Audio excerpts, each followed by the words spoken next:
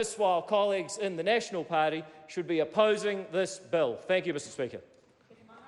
I call Chlöe Swarbrick, 5 minutes. Mr Speaker, we are in a climate crisis. If we don't get this right, nothing else matters. And Mr Speaker, this is where we draw the line. Aotearoa New Zealand is a Pacific nation. We are in the top 10 nations for pollution per capita. Our diplomats and our negotiators are seen as amongst the best in the world. We are responsible and we must be responsible. Mr Speaker, how many world leaders for how many decades have seen and known what is coming, but have decided that it is more politically expedient to keep it behind closed doors? My generation and the generations after me do not have that luxury. In the year 2050, I will be 56 years old. Yet, right now, the average age of this 52nd Parliament is 49 years old. Okay, Boomer. Current political institutions have proven themselves incompetent of thinking outside of a short political term. Change is so regularly sacrificed for power. Slogans are easy, but this action is hard. Climate action cannot be sacrificed anymore for political convenience. Climate change is a deeply inconvenient truth.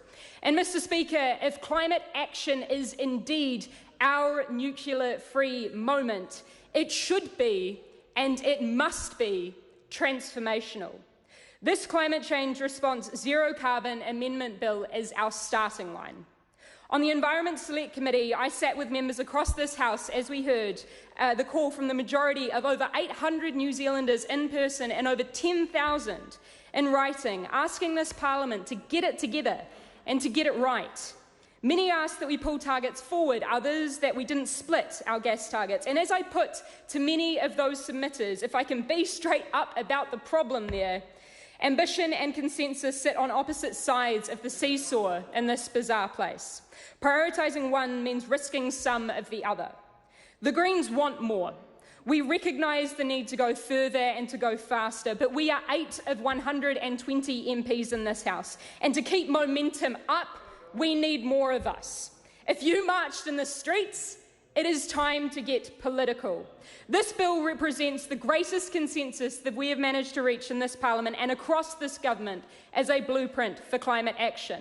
And on that point, I must weave in the comments by National Party's spokesperson for climate change, who stated it shouldn't be politicians who set the targets, those being the methane targets. The Honourable Scott Simpson called for targets to be set by an expert-led, independent, science-led commission. As it turns out, there is room for agreement there. Targets should be science-led, but more than that, politicians, who my other colleague from the Environment Select Committee, Sarah Dowie, noted just before, are not climate change experts, should be and must be bound by the science.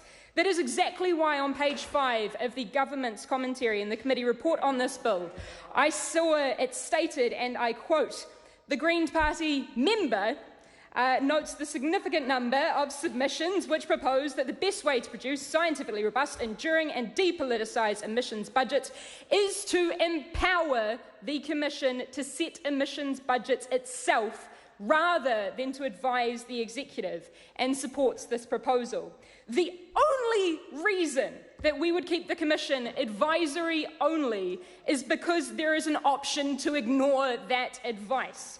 We have heard that this law will impact our economy, particularly from members of the opposition. You know what else will impact the economy? Climate change.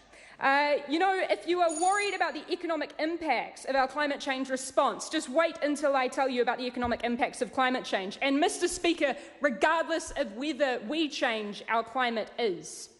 Mr Speaker, today is both Guy Fawkes and the commemoration of the invasion of Parihaka by colonial forces, which, as we know, was met by the deep strength and peaceful resistance.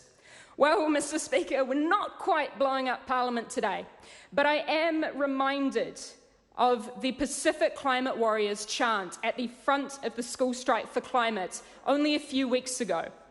We are not drowning, we are fighting. I want to bring into focus a line that has been ringing in my head while we've been considering this legislation from the submitter, Kelly O'Neill. who said, "We are far too late for this to be easy." And colleagues, we all know if you've come here to make easy decisions, you don't belong here. The young people standing in this chamber, outside this chamber today, have stated, "We fought in the streets." Order, the member's time has expired. Todd Muller.